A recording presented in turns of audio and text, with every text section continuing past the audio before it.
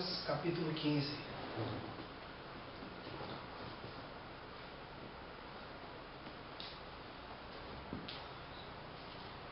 Lucas 15, versículo 1 ao 7. E chegavam-se a ele todos os publicanos e pecadores para o ouvir. E os fariseus e os escribas murmuravam, dizendo: Este recebe pecadores e come com eles. E ele lhes propôs esta parábola, dizendo: Que homem dentre vós, tendo 100 ovelhas, e perdendo uma delas, não deixa no deserto as 99, e não vai após a perdida, até que venha achá-la? E achando-a, põe sobre seus ombros, gostoso. E chegando a casa, convoca os amigos e vizinhos, dizendo-lhes: Alegrai-vos comigo, porque já achei a minha ovelha perdida. Digo-vos que assim haverá alegria no céu por um pecador que se arrepende, mas mais do que por 99 justos que não necessitam de arrependimento. Vamos orar. Deus, em nome de Cristo Jesus, o teu santo, glorioso, majestoso Filho, nós estamos em tua presença mais uma vez e pedimos a tua graça sobre este local. Pedimos a direção do teu Espírito Santo. Que teu Espírito nos conduza, que teu Espírito fale conosco, nos ensine a tua palavra. Pois só o Senhor, ó Pai, merece ser glorificado, merece ser adorado. Não há outro Deus como tu. Não há outro Deus como o Senhor, que merece ser glorificado, que merece ser adorado. Então eu te peço, destape os nossos ouvidos, que o Senhor possa falar conosco, que o nosso coração esteja aberto para ouvir e aprender da tua voz, da tua palavra. Meu Deus, nos ensina cada ponto e vírgula do teu evangelho, da tua palavra. Pois Jesus, sabemos que o tempo está próximo. Meu Deus, o tempo da volta do Senhor está próximo. Precisamos aprender de ti, para não andarmos, meu Deus, pecando, tropeçando, mas sim andarmos em santidade perante o trono da graça. Em nome de Cristo Jesus. Amém.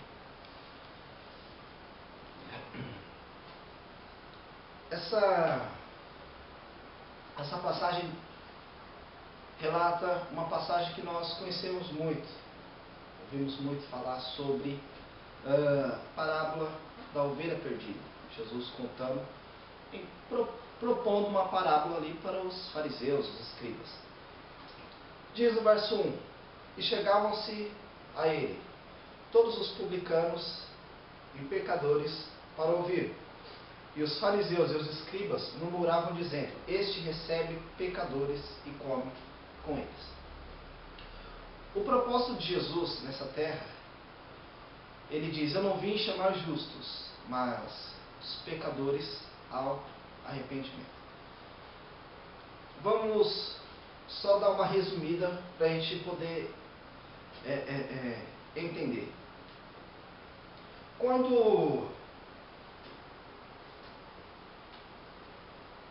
Quando Deus traçou um plano de salvação para a humanidade, desde daquela época até os dias atuais, foi o cumprimento das Escrituras, sabendo que lá em Gênesis 6 diz que a maldade do homem se multiplicara sobre a face da terra. E essa maldade, ela continua se multiplicando até os dias de hoje. Então você vê desde aquela época de Gênesis, desde a criação, você já vê toda a maldade do homem se multiplicando. Então cada ano que passa, mais de 2000 anos atrás, e você vê a história do homem, você vê a maldade dele em relação ao outro homem, né, ao seu semelhante, em relação ao animal, em relação até mesmo aquilo que Deus criou, a natureza, enfim, você vê o homem matando, fazendo coisas absurdas, a maldade do homem sendo cada vez mais notória. E com isso, devido aos atributos de Deus, como a santidade, como a justiça de Deus, como a ira de Deus, devido a esses atributos de Deus, por ele ser santo, 3 vezes santo, ele não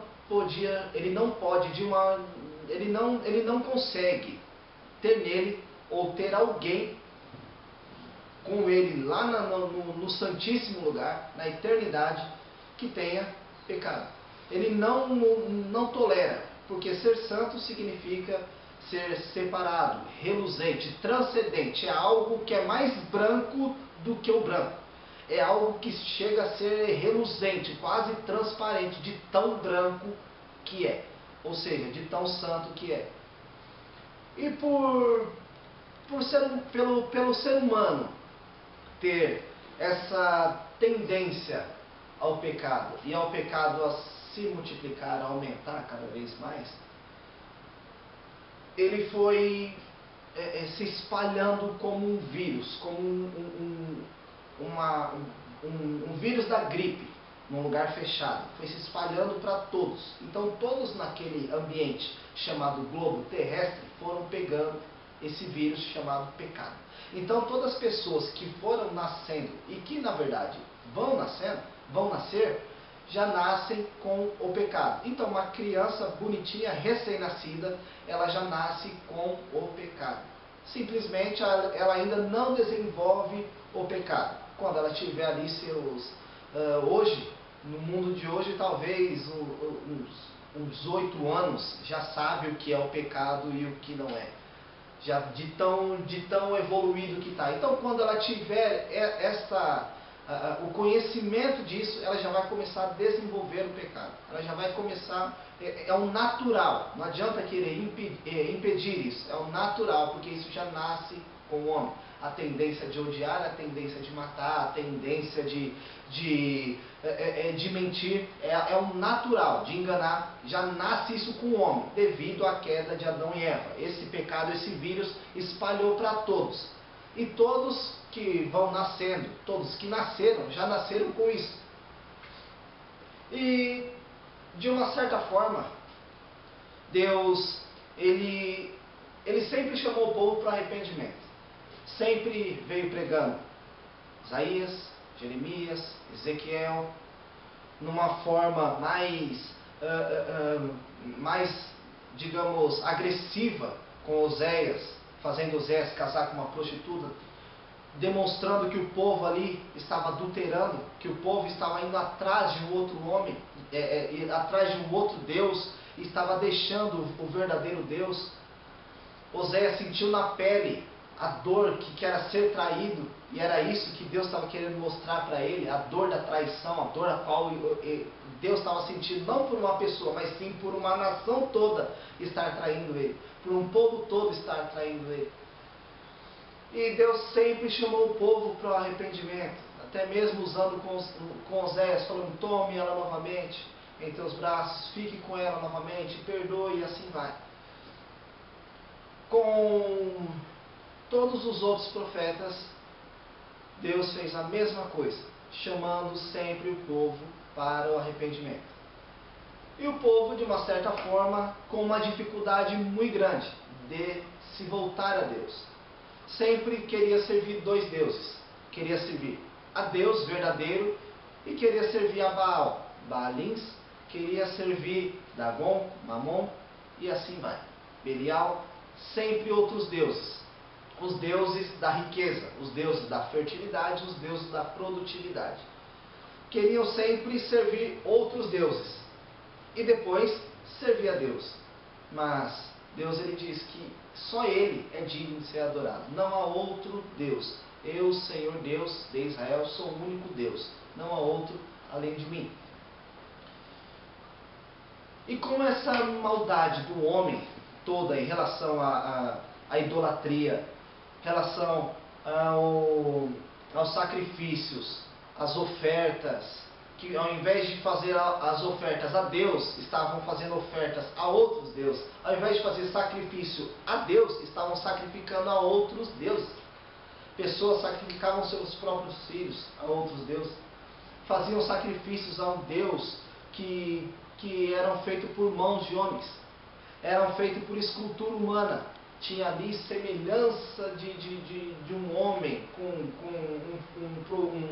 um estilo de homem com animal. Era um estilo totalmente estranho, e as pessoas iam de frente daquele objeto, daquele gesso, daquele pau, daquela madeira, daquele negócio, e ali sacrificar e ali adorar. Com tudo isso, por Deus ser santo, por Deus ser justo, por Deus ser um Deus fiel, por Deus ser um Deus que se ira, ele não podia aceitar o ser humano nessas condições no reino dele. Ele não tem condição de ele aceitar um pozinho de sujeira no reino dele, porque ele é branco, totalmente branco. Diz as Escrituras que lá não tem trevas, porque o próprio esplendor clareia, não tem sol, não existe sol, não precisa do sol que nós vemos, porque a própria glória do Cordeiro, que é o que clareia tudo, resplandece tudo. Com isso, o ser humano não tendo nenhuma capacidade de ser salvo, o ser humano não tendo nenhuma capacidade de conseguir a salvação, Deus, ele traça um segundo plano para o homem. Como pode dizer esse segundo plano? Chamado plano da salvação, que está em Cristo, onde diz as Escrituras que Deus, de um tamanho amor, de um tamanho sentimento chamado amor, por ele amar o mundo de uma forma tão grandiosa, ele dá o seu próprio filho, pega o seu próprio filho para morrer para a humanidade, entrega o filho dele para morrer por todos. Por quê? Diz as Escrituras que sem o derramar do sangue não há remissão. Remissão de quê? Remissão dos pecados. Sem o derramar do sangue não há como ter remissão de pecados. Não existe outra forma. Um Deus santo, diz as Escrituras, que Deus estava em Cristo reconciliando consigo o mundo. Jesus, por várias vezes, diz: eu e o Pai somos um. 3 pessoas, Pai, Filho e Espírito, que se resumem em uma só pessoa. Por que ele diz que eu e o Pai somos um? Porque tudo aquilo que o Pai o ordenou para fazer, Jesus executou tudinho. Não reclamou, não blasfemou. Nem sequer falou: Pai, eu não vou fazer. Tudo aquilo que o Pai ordenou, Jesus foi lá e cumpriu. Mesmo pensamento, mesma ideia, mesmo sentido. Era o próprio Deus. Uma coisa inimaginável. Uma coisa que é algo de você pensar. Como diz em Filipenses, que o próprio Jesus, ele não tinha por usurpação ser igual a Deus, mas despiu-se da sua própria glória, se fazendo semelhante ao homem. Se fazendo igual a um homem. Deus, o próprio Mestre, sendo um ser imortal, se faz mortal. Se faz mortal para poder salvar o homem, para poder sofrer aquilo que o homem deveria sofrer. Era para o homem morrer na cruz, era para o homem padecer todas as doenças, chagas, todas as enfermidades. Era para o homem sofrer, padecer, chorar por todos os dias da vida. Mas quem inverteu essa posição foi Cristo. Quem foi que padeceu, sofreu tudo isso foi Jesus na cruz. Então Jesus, sendo crucificado, diz em Isaías, confirmando a respeito do bom servo, que é Cristo, quando Jesus estava sendo crucificado, ele levou sobre si as nossas dores e enfermidades. Ele levou sobre ele, pegou todas as dores. Ele não levou a dor, porque se fosse a dor, poderia muito bem classificar qual dor que é. Ele levou a dor A, a dor B, a dor C, a dor F. Não, ele levou sobre si todas as dores. Então foram as dores, o sofrimento, as condenações, tudo. Ele levou sobre si as dores e as enfermidades. Enfermidades físicas, enfermidades na alma, enfermidades no espírito. Ele levou tudo sobre si. As nossas dores e as nossas enfermidades. E o castigo que nos traz a paz estava sobre ele. Em Cristo nós somos justificados. Em Jesus nós encontramos a justificação. Por quê? Porque nós éramos pecadores condenados e Jesus, ele simplesmente pagou a nossa dívida, trocou de posição conosco, inverteu. Ele falou, vem você para cá e eu pago a sua dívida. E a forma com que ele pagou foi com a sua própria vida. Ele inverteu as posições, falou, eu morro por você e você está livre. Eu simplesmente pago a sua dívida. Com o quê? Com sangue. Com a minha própria vida. Isso tudo por amor a todos os homens, ou a todas as pessoas. Isso tudo por amor a um. Isso tudo que ele fez foi por amor. Isso tudo que ele fez foi sem, como se diz, foi com o mais puro, o mais perfeito amor. Assim como diz o apóstolo Paulo, quem lhe deu alguma coisa para que depois ele pudesse atribuir? Quem é que pôde oferecer alguma coisa para ele? Não, eu te dou isso e você me dá vida. Não. Ele primeiro, ele deu o amor dele, ele deu a vida dele. Ele foi o primeiro que deu. Nós demos alguma coisa para ele poder dar vida? Não. Ao contrário, o que nós fazemos hoje? Entristecemos. Aquilo que ele fez, deu a vida dele por amor. Quem foi a que deu a primeira coisa para ele para que ele pudesse atribuir? Quem tem essa capacidade? Ninguém. Por tudo isso, qual é o único interesse de Cristo em fazer isso? A vida do ser humano. Qual é o único interesse de Jesus em fazer isso? Qual foi o único interesse de Deus de fazer isso? De pegar o filho dele e dar na cruz. O ser humano. Qual foi o único interesse disso? O único interesse de Jesus? A alma do ser humano. A vontade de Cristo é que todos sejam salvos. Essa é a vontade de Deus, que todos sejam salvos, todos alcancem a salvação. Esse foi o objetivo da cruz. Não foi para ser carregado em procissões repetidas, como diz as Escrituras. Esse não foi o objetivo da cruz de Cristo. Não, o objetivo foi a sua vida. O objetivo foi a sua alma. O objetivo foi você. O objetivo de Cristo ter morrido na cruz foi visando a tua alma. Ah, mas como assim? Sendo que ele nem me conhecia. É mesmo? Em Salmo 139, o salmista diz que ele conhece todos os ossos. A formação dos ossos. Toda a formação. Coisa que talvez você nunca viu. Que é o seu osso. Você nunca viu ao vivo. Você vê só a pele. Pois ele conhece a formação do seu osso. Como assim? Se espalhar. Se você for no ossário, no cemitério, e pegar o osso do A, do B e do C, e espalhar assim, e misturar, ele sabe de quem é cada osso.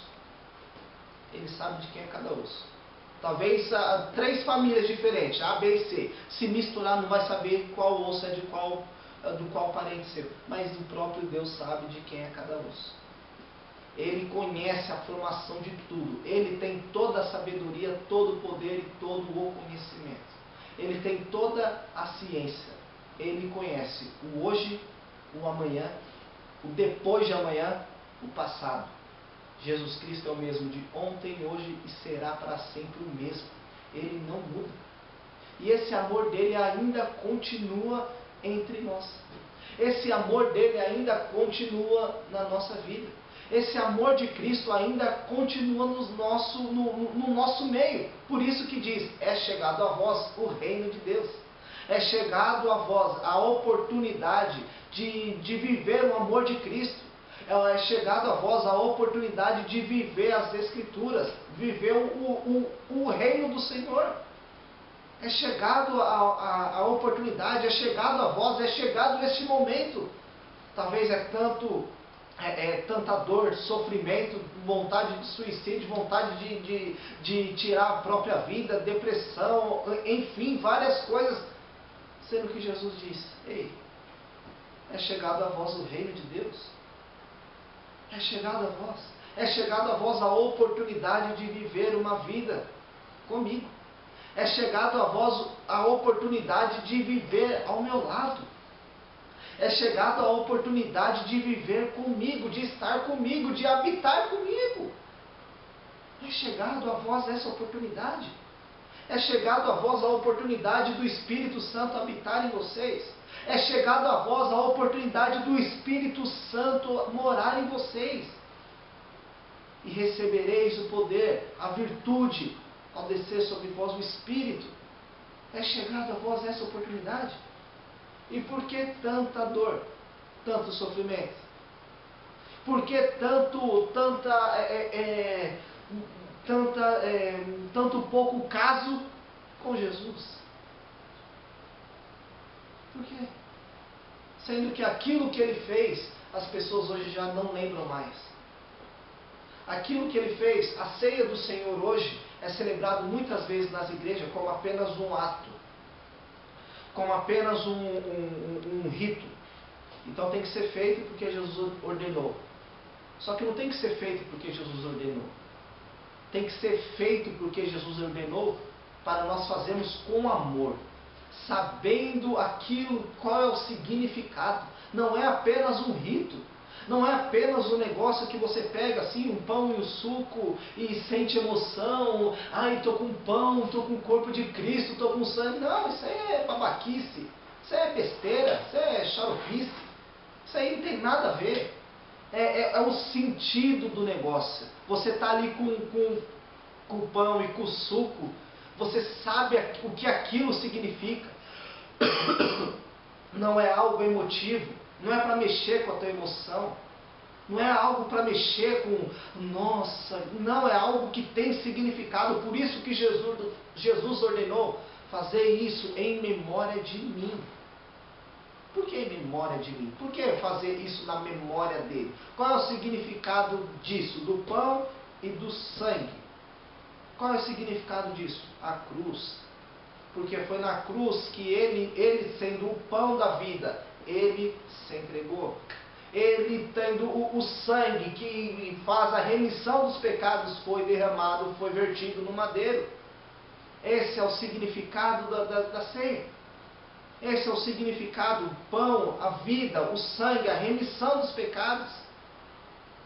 Não é apenas um rito, não é apenas algo para fazer, fazer no terceiro domingo do mês, no quarto, no primeiro, no segundo, fazer todos os meses, uma vez ao ano. Não! Isso é algo para ser feito com amor, com carinho, ser examinado. Examine, como diz o apóstolo Paulo, o homem assim mesmo, para que coma ou beba. Não é apenas um gesto, não é apenas um rito, não é apenas uma cerimônia. Não. É algo para ser feito com amor, para ser lembrado com carinho. Jesus é tão... Quem compreendeu a mente desse Deus, como diz o apóstolo Paulo, é tão demais, porque sabia que a humanidade, o estado hoje da igreja, do jeito que está o negócio, ia ser necessário a ceia, para poder lembrar daquilo que Cristo passou. Para poder lembrar. Por isso que ele diz: fazer isso em memória de mim. Porque hoje as pessoas, já com a ceia, já não lembram de Cristo. Sem a ceia, então, nem sabe que ele existe. Já sabendo. Já deixou instituído. Fazer isso em memória de mim. Não é para beber e comer, nossa, que suco delicioso, que marca que é? Vou perguntar para ele de onde que é aquele suco. É isso. Tem um significado do pão. Tem um significado. Jesus, o pão sem fermento, que simboliza o pecado. Jesus é o pão sem a fermentação. O fermento simboliza o pecado. Um pouco de fermento, ele leveda toda a massa. O fermento significa o pecado. Jesus, o pão ázimo, o pão sem pecado, o pão sem fermento, foi levado à cruz. Ele foi fermentado, foi feito pecado. A sua carne foi colocada, todo o pecado nele. Sabia disso? E o sangue? Por que você está bebendo sangue? Por que você está bebendo suco simbolizando sangue? Por que você está fazendo isso? Qual o objetivo disso? O do qual você está fazendo?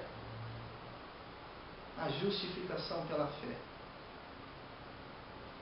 A justificação através da fé. Como assim? A doutrina da imputação. De que forma? Do mesmo modo que Jesus estava levando, tirando de nós os nossos pecados e levando nele, nós não poderíamos ficar descobertos. Ele estava nos cobrindo com o sangue dele. E com isso nós lembramos toda a trajetória de Cristo, todo o sofrimento. Com isso você lembra da traição de Judas. Com isso você lembra da negação de Pedro. Com isso você lembra que Jesus foi esbofeteado. Com isso você lembra que Jesus no seu caminho levava socos, levava pontapés. Com isso você lembra que bateram na cabeça dele com cana. Com isso você lembra que transpassaram com lança. Com isso você lembra de todas essas coisas. Você lembra de tudo isso. Através da ceia. Através desse contato. Fazer isso em memória de mim. Esse é o significado. Não sei nem por que falei isso, mas enfim. E até fugiu do assunto.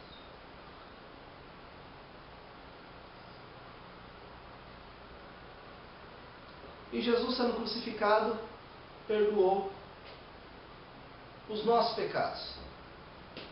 Derramou ali sangue, verteu sangue, nos lavou, nos perdoou. Maravilha. E qual foi o objetivo de Cristo? Como ele diz, Marcos 1,15: arrependei-vos e crede no Evangelho. Ou seja, chamando o povo mais uma vez ao arrependimento. Chamando o povo mais uma vez a ter uma vida de arrependimento. Arrependei-vos, arrepende-se e creia, tenha fé no Evangelho. E aqui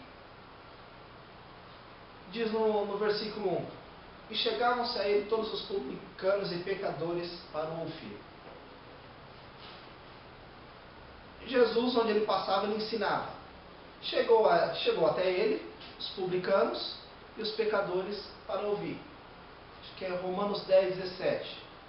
Certo que a fé vem por ouvir. E o ouvir da santa palavra de Cristo, da santa palavra de Deus, e ouvir do santo Evangelho. A fé vem por ouvir isso. Quando eles pararam para ouvir o que estava acontecendo com aqueles publicanos, com aqueles pecadores, eles estavam ouvindo, pararam para ouvir, e estavam ouvindo diretamente do próprio Verbo encarnado. Estava nascendo neles a fé, quando eles estavam parando para ouvir.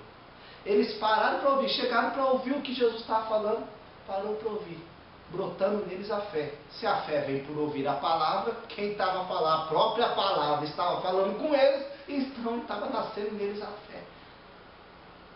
Eles pararam de ouvir.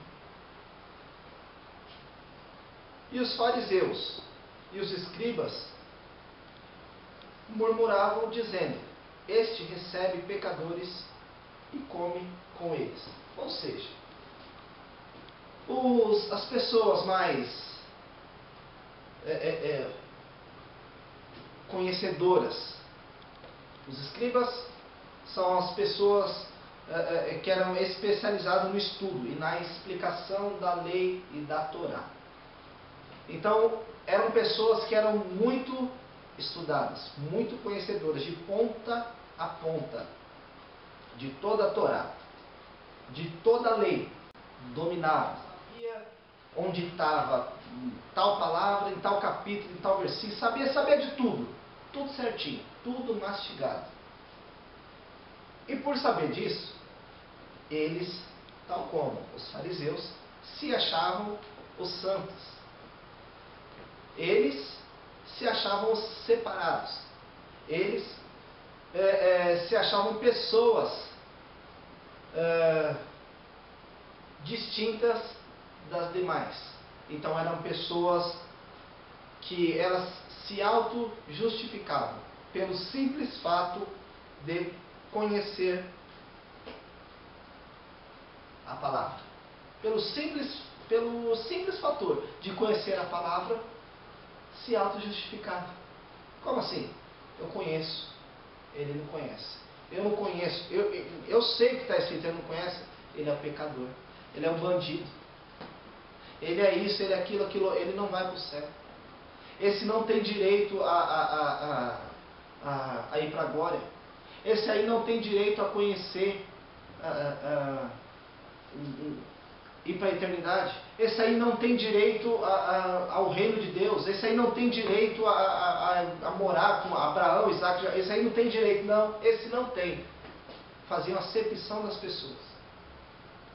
E como Jesus veio cumprindo toda a lei, executando tudo aquilo que Deus o ordenou, Jesus, ele não veio para os justos, não veio para esse tipo de pessoa. Ele veio ao contrário. Ele veio chamar os pecadores ao arrependimento. E quem deu ouvido para Jesus não foi os fariseus nem os escribas, foram os pecadores. Quem deu ouvido para Jesus, quem parou para ouvir Jesus, foram os pecadores. Não foram as pessoas que conheciam. Não foram as pessoas que, nossa, que entendem. Não.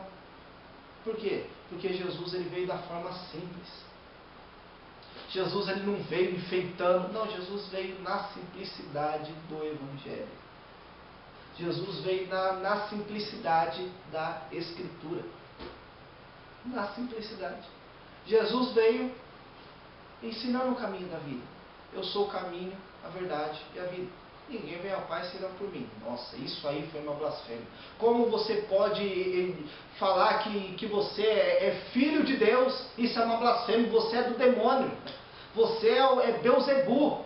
Você expulsa demônios pelo demônio. É uma blasfêmia. Era algo, nossa, que atingia todos eles.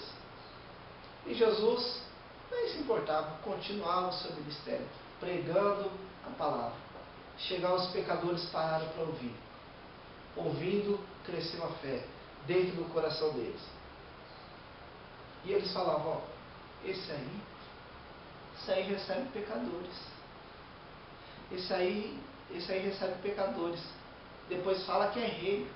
Depois fala que é mestre. Depois fala que é filho de Deus. Como Deus vai aceitar isso? Isso é uma blasfêmia. Isso é uma blasfêmia da lei. Isso é uma blasfêmia na Torá. Isso é uma blasfêmia. Isso aí não existe isso. Um homem que pisa em terra tá falando que é filho de Deus e recebe os pecadores. Não. Errado. E ele ouviu isso. Lhe propôs esta parábola dizendo: que homem dentre vós, falando diretamente para eles, que homem dentre vós, tendo 100 ovelhas, que homem, no meio de vocês têm 100 ovelhas, e perdendo uma delas, não deixa no deserto as 99, e vai após a perdida, até que venha achá-la, e achando-a, a põe sobre os seus ombros, gostoso, feliz, alegre. E chegando a casa, convoca os amigos e vizinhos, dizendo-lhes: alegrai-vos comigo, porque já achei a minha ovelha perdida. Digo-vos que assim haverá alegria no céu por um pecador que se arrepende, mais do que por 99 justos que não necessitam de arrependimento. Eles começaram a falar, Jesus, conhecendo e sabendo de tudo, Deus vira para ele e fala: vem cá. uma parábola, uma história aqui para vocês. Dentre vocês, quem de vocês, tendo 100 ovelhas, tem 100 ovelhas, vê que uma escapou, não deixa ali as 99 e vai atrás dessa uma. E quando acha, chama os amigos, e ali festeja, faz uma festa, faz aquela, né, aquele banquete, aquela coisa alegre, poxa, achei minha ovelha. Ele não pega, não resgata a ovelha e sacrifica a ovelha para comemorar. Não, ele pegou a ovelha, nossa, achei, achei a minha ovelha que estava perdida. Maravilha, vamos festejar. Chamou ali os amigos, vamos para a festa. Legal. Pega as 99, deixa no deserto e vai atrás de uma. Digo que por essa atitude, por ter achado, haverá alegria no céu por um pecador que se arrepende. O que Jesus quer dizer com isso? O objetivo dele nessa terra é pegar o pecador e trazer para perto dele. Através do quê? Da palavra. Hoje, nós esperamos ouvir a voz de Cristo, como está ouvindo a minha, dessa forma. Só que hoje, Cristo é pela palavra, pelas Escrituras Sagradas. E como que se ouve a voz de Deus? Como se ouve a voz de Cristo? Como que se ouve? Através da leitura, através da dedicação em querer conhecê-lo. Você ora, fala com Deus, se expressa diante de Deus e Ele fala com você. Então é um diálogo, não é um monólogo, é um diálogo. Você fala, Ele escuta, Ele fala, você escuta e executa. Você ora, pede, Ele ouve. Ele fala, você ouve e executa. Você vê que o executa está na outra pessoa, não está na pessoa dele. Está na nossa pessoa. Nós executamos. Através da obediência, Ele faz. Através da nossa obediência, Ele executa. E através do nosso respeito para com Ele, Ele faz. Dessa forma que nós conseguimos ouvir a voz de Cristo. Dessa forma que nós conseguimos ouvir a voz do Senhor.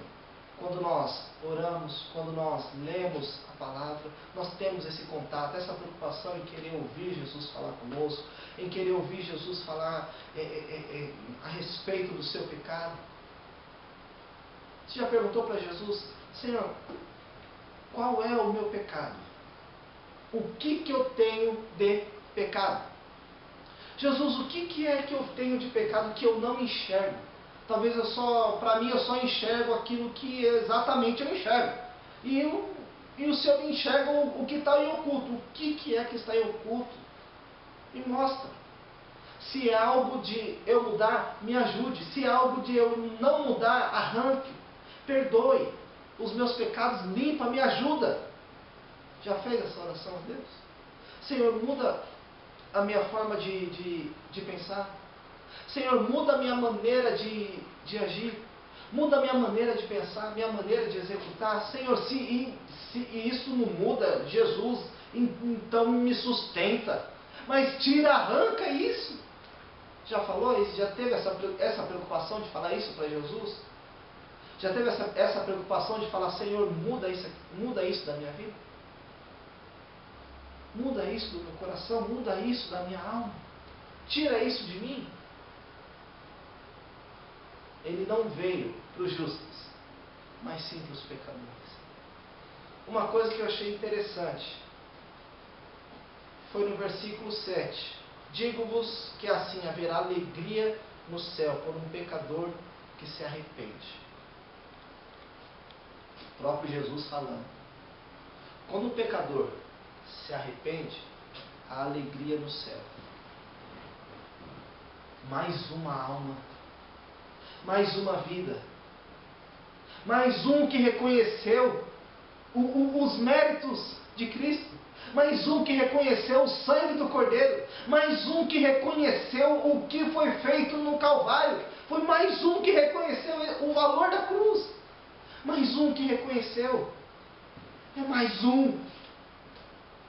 Mais um. A festa, a alegria nos céus quando um pecador se arrepende. E quando não se arrepende? Diz em Ezequiel que Deus não tem prazer na morte do ímpio. Deus não se alegra com isso. E quando se arrepende? Se alegra, a festa, a alegria no céu. Você sabe que acho que hoje, para hoje em dia, para ter alegria, acho que no céu, para um pecador se arrepender hoje, meu amigo, olha, tá difícil. Para um pecador se arrepender hoje para ter alegria no céu, tá difícil. Se fosse depender hoje do ser humano para ter alegria no céu, ia ser pouca alegria. Ia ser pouca. Por quê? Porque não há arrependimento, não há dor, não há sentimento de negação, não há sentimento de te neguei, Senhor, não há um sentimento de Senhor, me muda, me arrependo, não há esse sentimento. Se fosse depender de hoje para ter alegria no céu, teria. A alegria no céu quando o pecador se arrepende. O céu se alegra. Você sabe o que é isso? Uma alma. Vê como uma alminha só tem um valor tremendo. Um pecador se arrepende, o que faz no céu? Festa, alegria, eles festejam, ficam alegres, porque um pecador se arrependeu. Esse conheceu a graça. Esse fez valer o que eu passei na cruz. Esse fez valer o que eu tanto sofri e tanto chorei. Esse fez valer o que eu chorei no Monte das Oliveiras. Esse fez valer o que saiu sangue de mim. Esse fez valer o que eu chorei sangue, suei sangue. Esse fez valer. Esse fez valer a lança traspassada do meu lado. Esse fez valer. Esse fez valer o meu choro.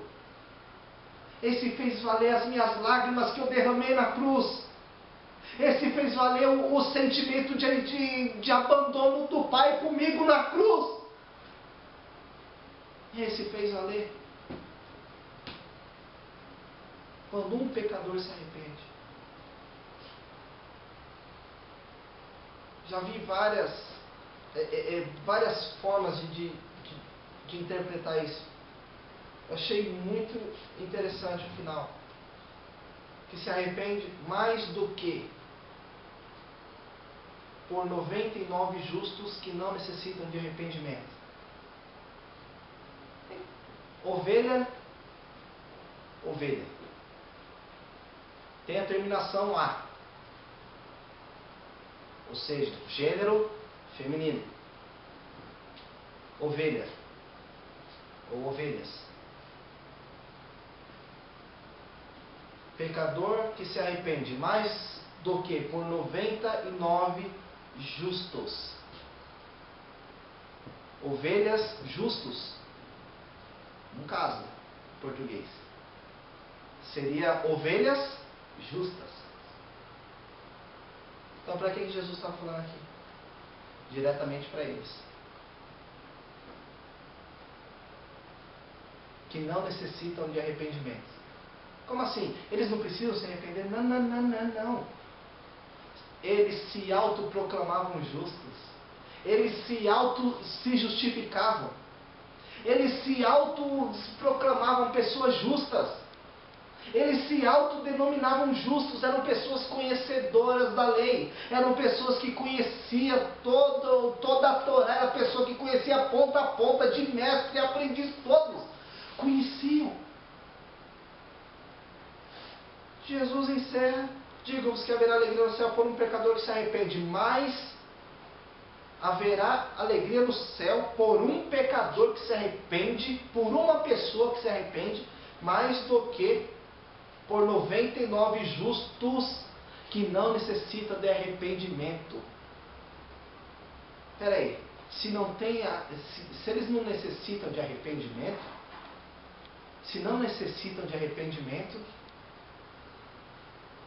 espera aí, como é que eu consigo ser salvo? É pelo sangue de Cristo.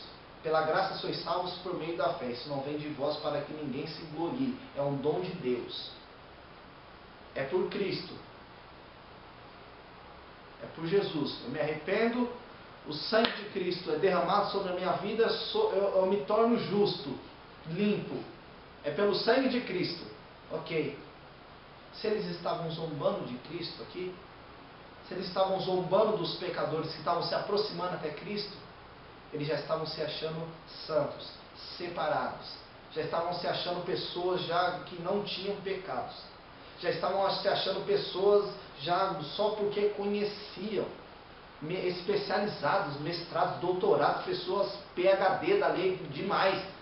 Já estavam se achando já os melhores. E ali os pobrezinhos, os pecadores, os publicanos se chegando para ouvir Jesus, e eles retrucando. Jesus dá a parábola e falou: a alegria no céu por um só que se arrepende do que por 99 justos.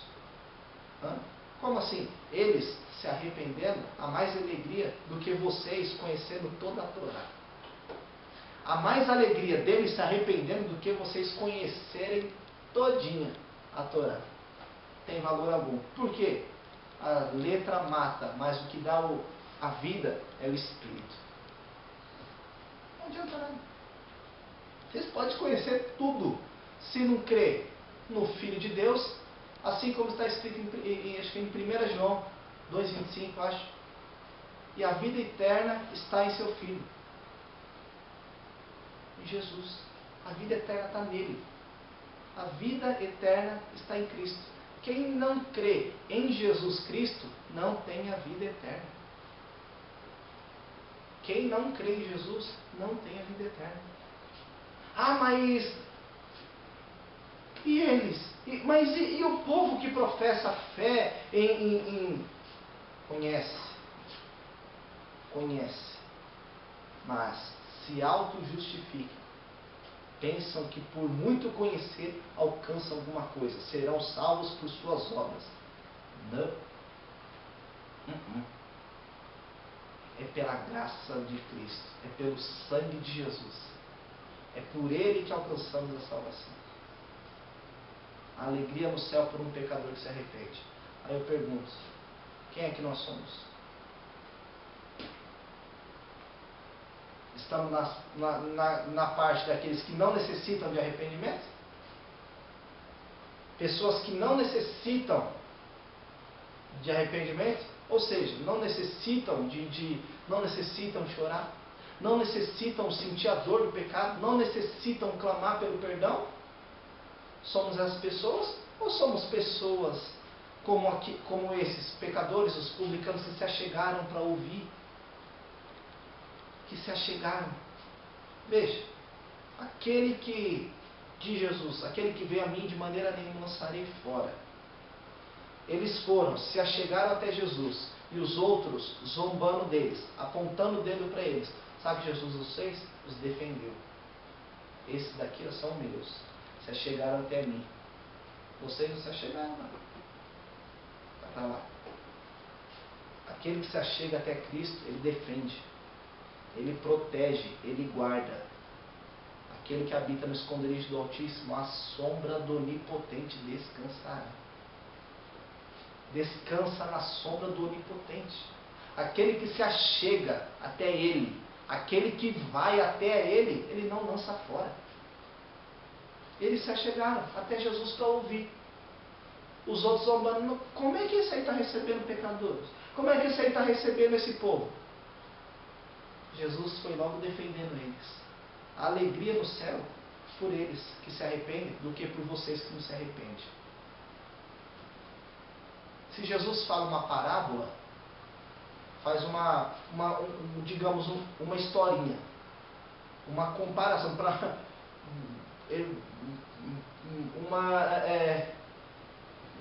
uma indireta e reta, uma indireta de forma direta, que Jesus fala. Comparando, fazendo uma comparação, para abrir os olhos deles. Eles estão protegidos. Eles pararam para ouvir, deu crédito. Quem deu crédito à nossa pregação? Quem deu crédito? Como assim quem deu crédito? Quem deu crédito? Quem deu crédito? Quem se atentou? Quem é que se habilitou a isso? Quem é que se dispôs? Quem é que prestou atenção na nossa pregação? Quem entendeu o que foi feito na cruz? Quem é que entendeu o que Jesus disse aqui? Então essa parábola da ovelha perdida é mais profunda do que a gente pensa. A parábola da ovelha perdida tem mais estilhaçado, esmiuçado do que a gente pensa. Não é apenas uma ovelha, vai busca a ovelhinha. Não, tem uma outra comparação, senão Jesus não teria falado o resto.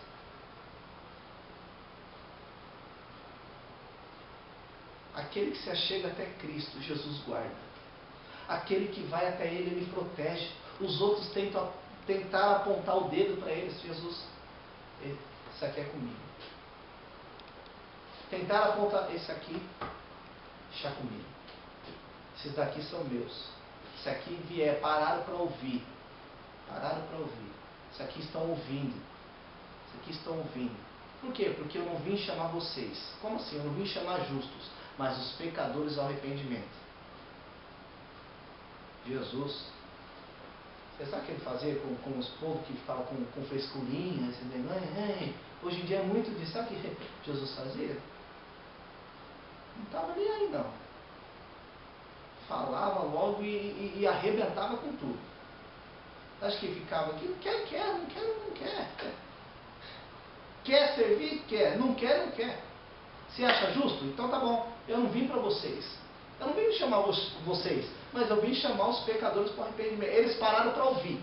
Eles vieram para ouvir. Então eles se achegaram para ouvir. Você lembra já de Romanos. Poxa, a fé vem por ouvir a palavra. Acrescentaram neles a fé. Acrescentaram neles a fé. E se pela graça sois salvos por meio da fé, eles estavam diretamente com Jesus e parando para ouvir da boca de Jesus, meu Deus do céu. Olha de quem que eles pararam para ouvir. E pior besteira de alguém querer falar alguma coisa daquele que está parando para ouvir a voz de Cristo. Pior coisa. Na hora que ele for apontar Jesus, peraí, eu pôr uma parábola aqui. Vamos ver se vocês têm capacidade para poder entender o negócio. Assim, sabe? Entendeu?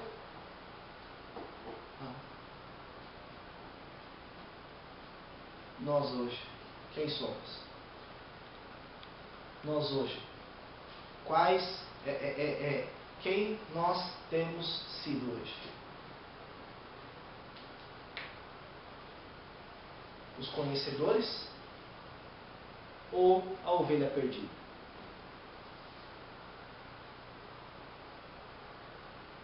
Temos sido hoje os conhecedores ou a ovelha perdida? Aquela que tem parado para ouvir a voz de Deus, a voz do Filho. Nós temos sido hoje os conhecedores, aqueles que por tanto conhecer, você já ouve uma palavra, essa eu já conheço. Eu já sei que está escrito lá em Isaías 10, já sei que está escrito lá em Jeremias 1, já sei que está escrito em Apocalipse, já sei que está escrito. Ou temos sido a ovelha perdida a qual Jesus veio?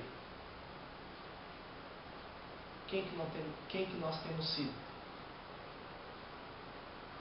Quem temos sido hoje? Os que se arrependem? Os que ouvem se arrependem? Ou os outros que Jesus disse? não necessitam de arrependimento. Esse, quando ele fala não necessita de arrependimento, não é porque as pessoas já estão purificadas, tá livre. Não. Porque as pessoas já se acham já que santos demais. Já me acho santo demais para poder clamar a graça. Já me acho santo demais para poder pedir misericórdia. Isso que ele está querendo dizer aqui. O que resta para nós? Ainda a graça de Cristo está sobre esta terra. Ainda a graça de Cristo está sobre essas pessoas, sobre a humanidade. Ainda a graça de Cristo está sendo derramada sobre a nossa vida. Ainda a graça de Jesus está sendo derramada sobre aqueles que querem. O que é muito de se admirar. Que num país como o Brasil, você pode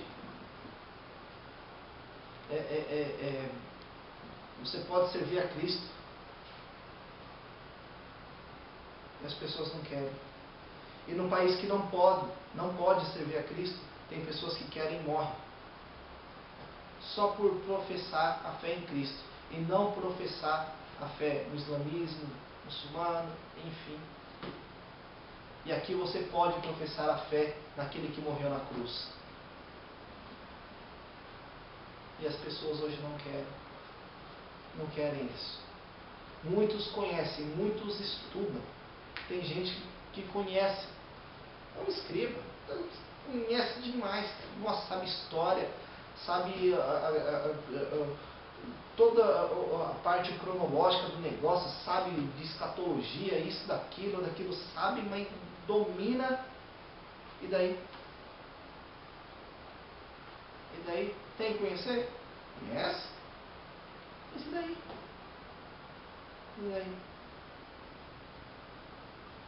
O que adianta? Sendo que se não tiver a fé em Jesus, olha o exemplo que Cristo dá aqui, o que vai adiantar se não tiver a fé em mim? O que vai adiantar? Aproveita o tempo que se chama hoje. Aproveita o tempo que se chama agora. Esse momento. Jesus, Ele ainda é o mesmo. E sempre será o mesmo. O mesmo Jesus que perdoou no passado, perdoou no presente. E é o Deus que perdoará. Mas basta clamar. Há essa necessidade. Pedir, arrepender-se, enquanto a vida. Dias virão, diz a palavra de Deus, que enviarei fome sobre toda a terra. Mas não é fome de pão, mas sim fome da palavra de Deus. Dias vão vir, que a fome vai vir. Não é fome de pão, de alimento, vontade de comer, não. É fome da